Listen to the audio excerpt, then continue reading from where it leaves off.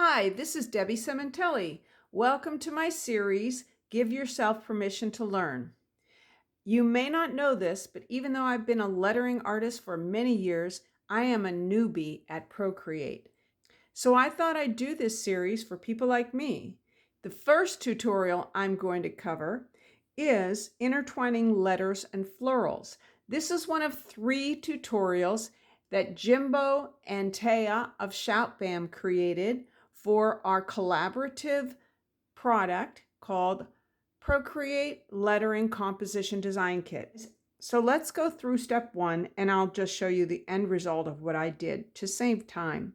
So this is all about just sketching some letters, and this is giving you the opportunity to just play around with letters, maybe in a way that you haven't done before. And again, we're giving ourselves permission to learn. So these are the letters that I created, basically the same letters that Jimbo created, but I just tried my own little spin on them.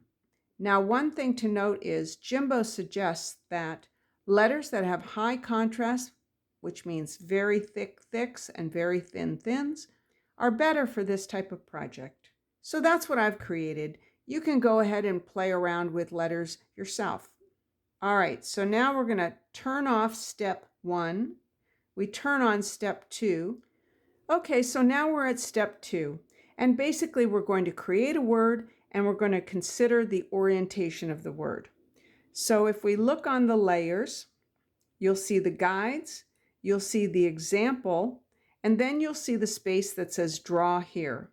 So I've already gone ahead and drawn my word you. I just went ahead and kept the same word just to make it easy to follow along. So once you've created the letters horizontally, then he's suggesting that we put them vertically, and we have 2 different columns here. One is thicker, one is thinner, and we play around with the length of the words and the spacing in between.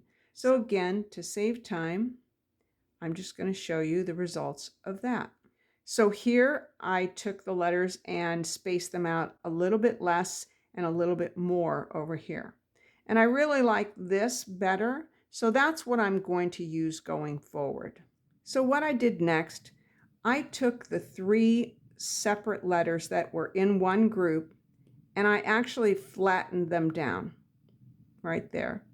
And what I got was this result.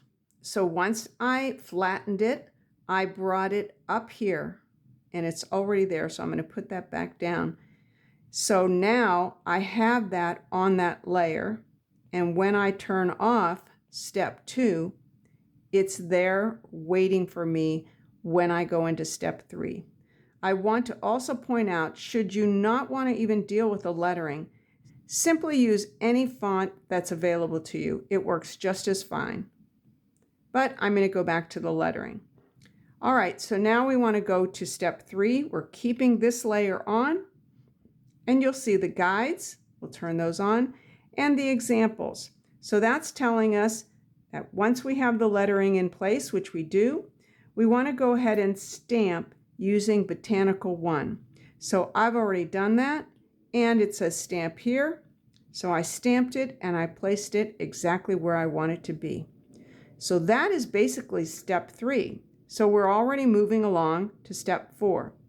Now, again, I'm still going to keep this layer on, even though I'm turning off step 3, so that it's available in step 4. So now we're in step 4, and this is just showing you an alternate.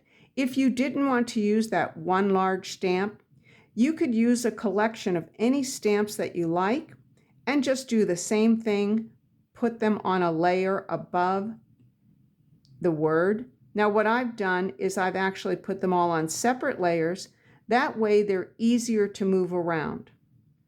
So again, step 4 is just an alternate look using different stamps. So again, we're keeping this layer open so that we can continue to use it in our next step. So you'll see again, we have the guides and we have the example. So this time we're moving on from the stamp, which we had, and you can see it says paste your stamp here. So we can go back to step 3, go to the layer, where we actually put our stamp, get the select tool, select that layer, and now we're going to use our 3 fingers to swipe. We'll see that we have the copy and paste selection up, and we want to copy, and then we'll go back up here. So let's just turn that off so we don't get ourselves all confused like I can do to myself. And let's go back up to step 5. Now, I'm just going to temporarily clear this because I'm going to place it back in. So I'm going to swipe my 3 fingers and paste. And there it is. And it's pasted exactly on the layer that I want it to be pasted on. Okay? So now we're going to go into coloring. And this is really fun. Now, I've already colored it all, but I'm going to just show you how to color it by making a new layer underneath. Now, this is where you would actually color. In your tutorial, it says color here. I've already done that, so I'm just creating an extra layer just to show you how to do it. You're going to tap on your stamp layer, and you're going to click Reference. Now, what's important is you come back to your color layer, and this is where you're going to drop the color in. Now I'm going to go ahead and grab this color, and if you don't already know this, when I just put my finger down on the color changes, so I know I've got the right color there. And as you can see, before we color, we want to make sure we're on the right layer. So this would be colors. I'm just going to rename it.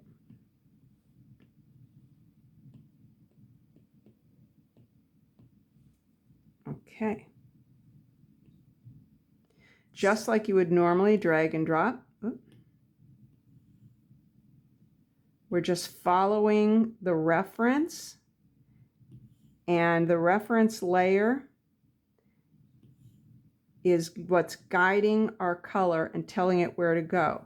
So you see that right here? That's where the color's going.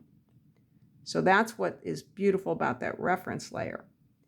So we can do that to the whole piece, and we can do a second color. So let's bring a second color in, press, and it changes to the color I want. And let's go ahead and same thing, stay on that color layer.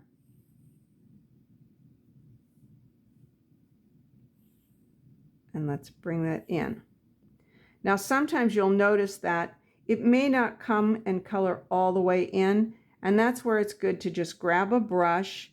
I like to use my DS Juicy brush, and I make it kind of small, and just come in here and fill in those little spaces, because those are pretty tight spaces.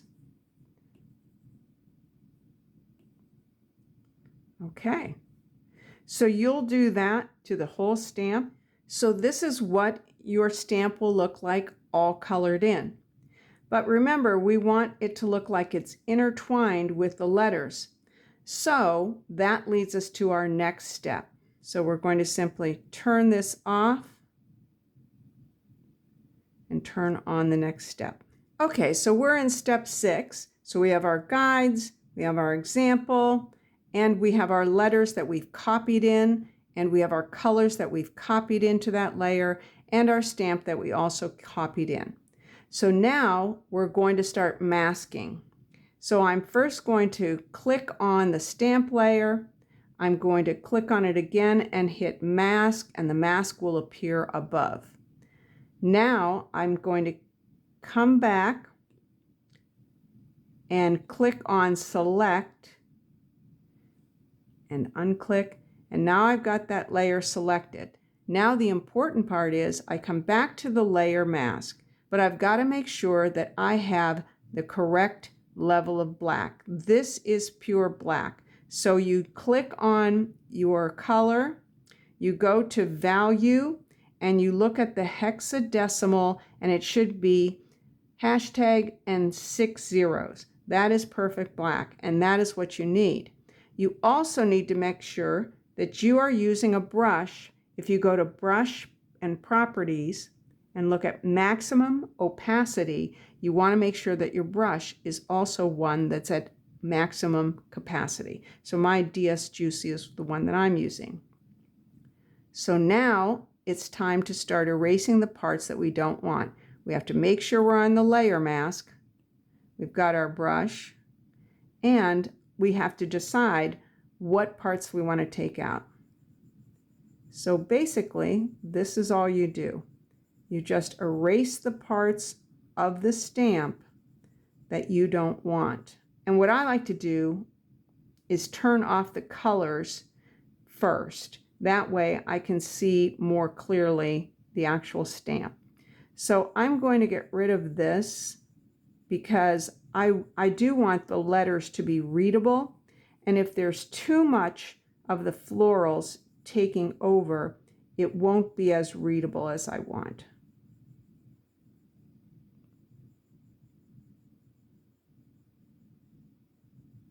So that's basically what I'm doing. That's the whole goal, is to have some of the florals showing, but not all of them, because that's too overwhelming then. And it's all up to you where you want to erase. And if you ever feel like you erased something and you wanted it back, let's say we erased this flower and then I said, oh, I really like that flower. We simply go back up here, and this time we want to have pure white, and that is hexadecimal hashtag and 6 Fs as in Frank. So I can go to the white and I can get that back. But let's go back to the black, and as you can see, I'm just tapping and pressing on the color, and that gives me the last color that was used. And we're going to go back to erasing what we don't want so that it's not as overrun with florals. Enough florals, but not so much that they take over and you can't read the word. And just to show you, that's what the mask layer is looking like. So it's just all these marks that I'm making. And if I turn off that mask, you'll see everything is still there. I haven't really erased it. I've just created a mask. So it's pretty cool. So what you'll do is just go through all of the stamp and erase the parts that you don't want. And then you can turn on the colors and do the same thing, but you have to create another mask. So we create a mask for the colors. We come back to the color layer, we select it, and then press the selection tool to get out of that. Make sure that we're on the layer mask, so we can now go in and erase the colors. And you can see the parts that you erased from the stamp because you'll see that there's no orange there. So all we do is do the same thing. We're just erasing all of that.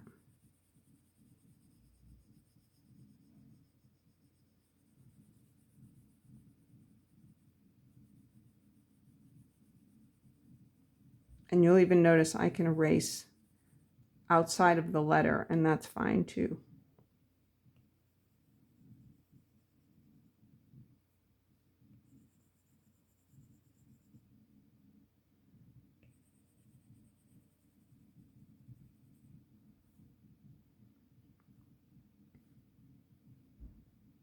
Okay, so I might look at eliminating some more, but right now let's just stop, and I'm going to show you what the final result looks like. Okay, so this is what the end result looks like, and I'm going to take you through a few things. So you can see that I went ahead using the black brush and I eliminated all of the stamp layer, all of the colors, and revealed a lot of the letters. So that way it's readable. There's not too much going on. I might be able to tweak this a little bit more if I wanted, but I'm good with it. Now I also added some little dots and some little shapes here which Jimbo had also done. I colored in my butterfly, and that was just going on the stamp layer and the color layer. So I added my dots on the color layer. I added the fill-in for the butterflies on the stamp layer. And then I also changed the color of some of the leaves. Now I did this on the stamp layer, but I did find after eliminating some of the parts, for some reason there were a couple leaves that wanted to color the whole thing and not just the part that I wanted to color. So what I did was I created a clipping mask above the layer mask. So basically I came in and used this color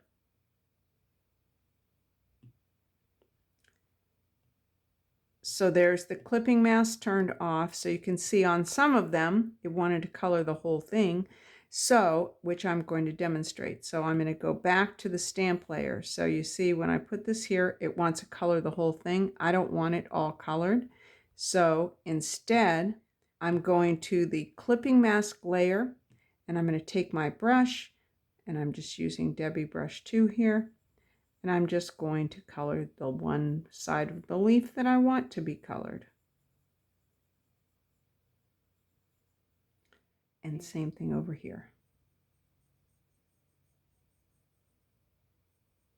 Okay, and then because I wanted to add a little bit of lines to give it some texture, I used the white, and I just went in with my Debbie brush 2, very small. I went onto the stamp layer, and on the stamp layer I just added some lines. Now because this is on the clipping mask, I have to go to the clipping mask to add any lines to that part.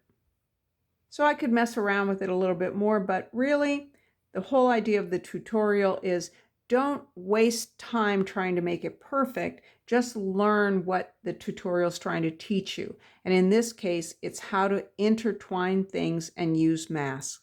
So I hope this was clear, and I hope that you had fun learning.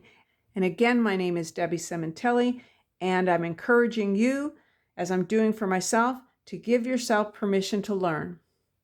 I hope you'll check out our Procreate lettering composition design kit. It has over 450 stamps and textures and brushes, and it's just loaded with everything you could possibly need to create a piece. I created this piece with it, and there's so many more wonderful things you can do with it. Have a good day, and thanks for watching.